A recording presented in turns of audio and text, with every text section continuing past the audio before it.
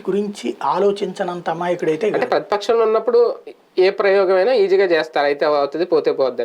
అధికారంలో ఉన్నప్పుడు ప్రయోగం చేయడానికి భయపడాలా. ప్రతిపక్షంలో ఉన్నప్పుడే ప్రయోగం చేశాడు, 39 మందిని మార్చాడు.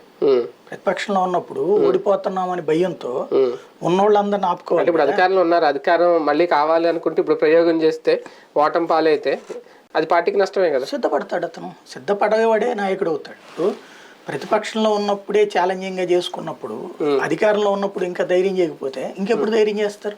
ప్రతిపక్షంలో కూర్చున్నప్పుడు బడుగు బలహీన వర్గాల అభ్యున్నతి, మేము అధికారంలోకి వచ్చాక మీకు మంచిగా చూసుకుంటాం, ఇవన్నీ పోచుకోలు కబుర్లు.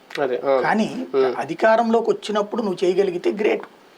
ఇప్పుడు బీసీ ఎస్సీ ఎస్టీలకు మీకు అంత న్యాయం జరిగిపోద్ది, నేను వస్తే మీరు అందరు లక్షాధికారులు అవుతారు, మీరు అందరూ సంపాదించుకుంటారు అనేటువంటి ఉపన్యాసాలు మన చిన్నప్పటి నుంచి వింటున్నాం.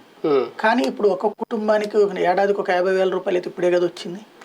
మరి సామాజిక న్యాయం అంటే అదే కదా. అదే అంటే వెంటనే అంటారు డబ్బులు పంచడం సామాజిక న్యాయం అంటారు. మనం ఏమంటాం, వీళ్ళు ఏం చెప్తారు సాధారణంగా అది కాదనేటువంటి వాళ్ళు డబ్బులు సంపాదించుకోవడం నేర్పుతామంటారు. సంపాదించుకోవడం ఎవడు నేర్పాలి, ఏం నేర్పాలా? నేను ఉద్యోగం చేస్తా, నేను సంపాదించుకుంటా, వాడెవడు నాకు చెప్పడానికి, నేను సంపాదించుకుంది వాడి వల్ల అని చెప్పడానికి చెప్పుచ్చు కొడతా ఆ మాట. ఎందుకని? నువ్వు నాయకుడుగా నువ్వు నాకేం అవకాశం కల్పించావు? నేను ఒక కంపెనీలో ఉద్యోగం చేస్తే నువ్వు ఇచ్చేది ఏంది? అదేమంటే రాష్ట్రంలో వచ్చింది నా వల్లనే అంటే కాళ్ళు ఎరగొడతారు. నీ రాష్ట్రాన్ని చూసి వస్తారు, నీ మొహం చూసి వస్తారా?